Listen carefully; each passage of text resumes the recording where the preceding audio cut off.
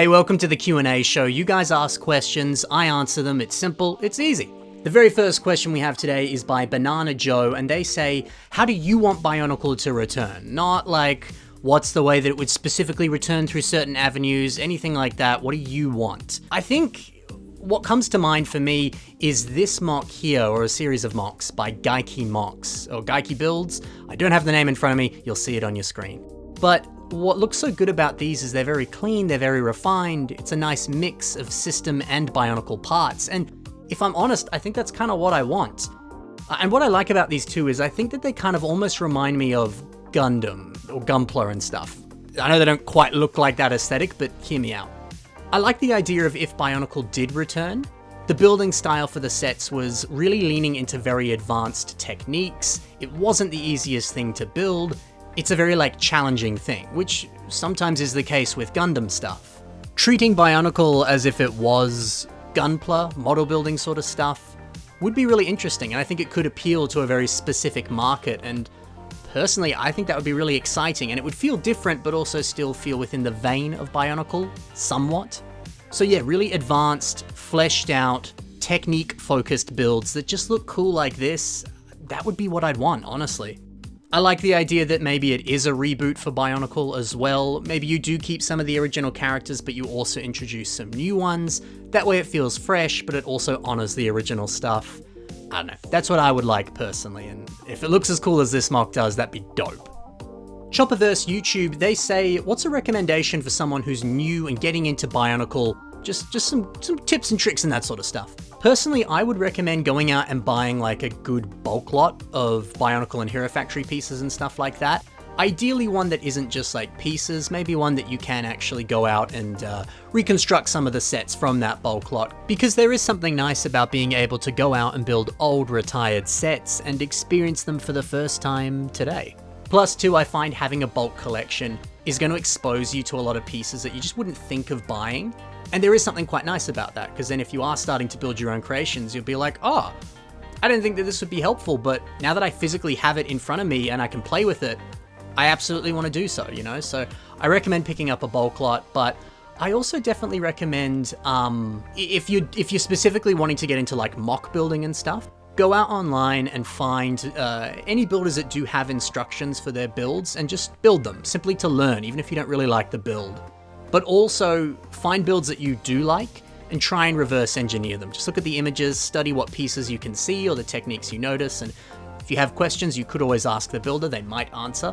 But yeah, trying to reverse engineer is a really great way to understand techniques, to understand craft, and to just hone your skills a little bit more. It's very simple, easy to do. That would be what I would recommend personally. I did a lot of that as a wee lad, and I really enjoyed it, and I think it was very helpful, so I don't know, that would be what I'd recommend, I think. Somewhat related to that, Perseus the Man, they say, do you have any Bionicle or Hero Factory sets that you think a new builder would be interested in specifically? I do. Let me consult my list. Oh, absolutely. Some of the original Rahi sets. Simply because, look at these play features. Look at this stuff. Punching and all sorts. There's the Manus Crabs with their remote control features and stuff. A lot of early Bionicle had really good play features. So if you're someone that is just new to Bionicle and wants some really cool sets, definitely some of that. But even people who are completely oblivious to Bionicle, and if you're trying to hook them in, some of those play features might really grab them. In terms of Hero Factory, literally anything from Breakout, because everyone loves that wave. There's just really cool, fleshed out, awesome looking characters. I absolutely recommend some of that stuff. And I guess while we're still talking about Hero Factory, a specific character I'd recommend that's actually not from Breakout is Witch Doctor, because I saw a lot of people when that set came out really start to fall in love with Hero Factory because of how impressive the building techniques were in that set. So maybe some of the technical elements might really grab someone who's never really touched Construction before. So that would be what I would recommend, I'd say. Yeah. Clifton, they ask, is Ben Cossey Surge's long-lost twin? So if I'm understanding your question correctly, I think what you're asking is this character that I have built, also the logo of this channel, is that character called Ben Cossey, and is this character meant to be a representation of Surge's twin brother? No, this character's name isn't actually Ben Cossey, that's my name. His name is just Kossi.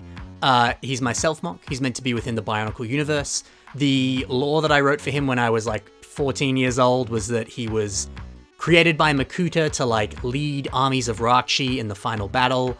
But his heart was too pure and he became a noble Toa, and he made it his mission to defeat Makuta, to avenge his dark side and to be a cool guy. You know, it's lore I wrote when I was like 14. It's not the most amazing storytelling, but that's the lore behind my self-MOC. The reason he's called Kossi, I probably could have come up with a better name. There was a brief time I wanted to call the character Lakuva. I just didn't. I don't know.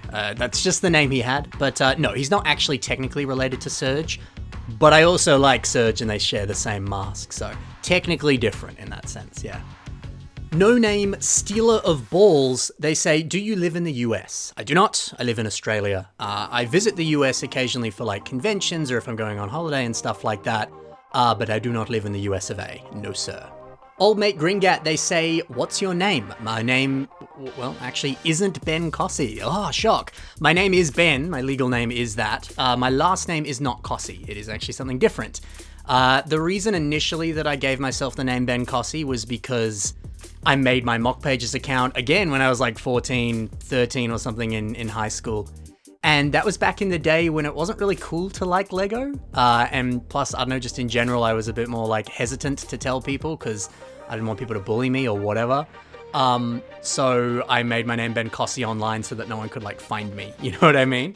Then eventually when I was like, I don't care if people make fun of me for liking Lego, or when we entered this modern era of the world where it's actually kind of cool to like Lego and it's a very adult thing now, it can be. I just was like, well, my name's Ben Kossi, I'll just keep it. So like, it's not like I'm ashamed of my last name or there's any privacy issues or anything like that. But the biggest reason as well that I haven't changed my online name to my real name is that my actual real name is very difficult to pronounce, which is ironic because it's not that difficult to pronounce, but no one ever gets it right.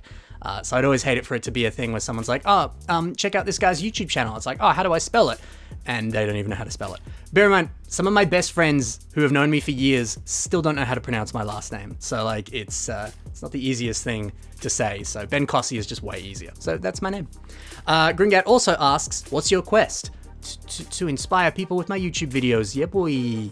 And then he says, what's your favorite color? As a kid, it was yellow. Maybe it changed to blue because of my self-MOC and Surge and stuff. But if I'm honest, I wouldn't even say they're my favorite colors. I would say my favorite color is the color that I'm building with at any specific given point in time. Which in the past would be like dark brown. Right now, I guess it would have been Keat Orange because of the Kitongu MOC I built recently. It evolves, I feel like. Maybe right now, if I had to pick one, just because of like stuff I'm building, dark tan. I like that color a lot. It's cool. That would be my answer. A builder called Scum asks, what's the hottest Bionicle character? Well, according to the wiki, there is a Rahi called the Lava Eel, and it's actually got the ability to change its body temperature, which is pretty cool. To quote it specifically, it says, it is a heat-loving Rahi with extreme body temperatures. So I would say that the what's it called? The Lava Eel is definitely like hottest, like body temperature-wise, I would say. That's clearly what you are asking with that question, right? Fletch Bowden Schwartz 8813. They say, well, who are your top 3 Lego YouTubers? It's a good question. Off the top of my head, I really like Mitch Builds. He's got a great YouTube channel going over a lot of his mocks, and Mitch is a good friend as well. We have actually done a video where we collabed. I think sometimes people don't realize that that has Mitch in that video. So hey, if you want to see the two of us in one video, that's the place to go. I actually also watch a specific YouTube channel called Atlanta Brickco TV. They have a specific store in the Atlanta area, and I have a few friends who work there. And I watch a lot of their live streams, and I watch a lot of their videos with my family as well. They do make good content. I recommend checking most of their videos out. But my number one favorite Lego YouTuber would probably be Cheesy Studios. I love his videos. They're so much fun to watch. They're just so calming and so knowledgeable and so just enjoyable. Cool guy. I enjoy his mocks as well. I would very much recommend them. Absolutely. HudHigh2906, they say, what are some Bionicles that are missing from your collection? Oh, there's a few. There's a lot that I have, but I don't have built. Like, they're in my big piles of unbuilt Bionicle stuff out there somewhere. So there's a lot of that, but stuff that I've like never owned and still don't own. Lezovic, I don't own Lezovic. Hero Factory wise, I have the pamphlet for it. The Hero Recon team stuff. This is, I have a little behind the scenes. I want to do a video on this. I bought a Hero Recon figure that someone else made. They are called Samuel Max Runner, which is the coolest thing in the world, if I can get that to focus. I want to definitely do a video about that. But the actual Hero Recon, this piece right here, that piece. I don't own that, and I really want it. And part of me is like, I won't have a complete Hero Factory collection until I own that piece. So getting Merrick Fortis that would have come with that torso kind of thing, that. A lot of the early Matoran sets I don't own. As a kid, I just focused a lot on the Toa, or I wouldn't see the Matoran for sale and stuff like that. So that's definitely one thing. Right now, I have Old Mate built, but he only has one limb and he's missing all of his others. And I'm trying to track down some of these in black, which are exclusive to this set. I didn't realize that. So that's a set that's currently missing from my collection for the most part, if I can piece him together. That's the only things that are coming to mind, and that's all I wrote down on my list. But there's definitely more than that. Yeah. A builder called Daniel the Fox Studio, they say, what are your thoughts on another brand obtaining Bionicle and then of course releasing toys about it? It's a very interesting question and an interesting idea if LEGO ever was to sell the rights to Bionicle to someone else. I don't know if I want that though. I feel like a lot of the reason I like Bionicle is because it is LEGO, and I'd be very scared of another toy company getting it and not doing it justice, and more importantly, if they didn't make quality plastic and quality toys and stuff. That's a big reason I like Bionicle too. Yes, you sometimes get pieces that are a little bit more fragile than they should be. I'm looking at you, Harley Murray, but I don't know, like, I like the quality of LEGO, and I like the quality that LEGO brought to Bionicle. And I don't know if other toy companies would be able to effectively do that. But if they could, I guess it's not that bad, but I don't know, I kind of like it sticking with LEGO. There's a nicety to that. So it's a very interesting idea. It's a fascinating thing to think about, but I don't know if I'd want it personally. Another builder here called Waffle, they ask, other than Bionicle, what's another LEGO theme that you would like to return? I'm gonna give you a few. Castle, which is probably my other biggest LEGO favorite theme. Any castle, doesn't matter what faction, what year, I love it. Exoforce, love me my Exoforce. Definitely those two themes. Adventurers, love Adventurers. But see, all of those feel like cop-out answers. I feel like everyone answers with that, so I want to give something a little bit more unique and original. I'm gonna say Mixels.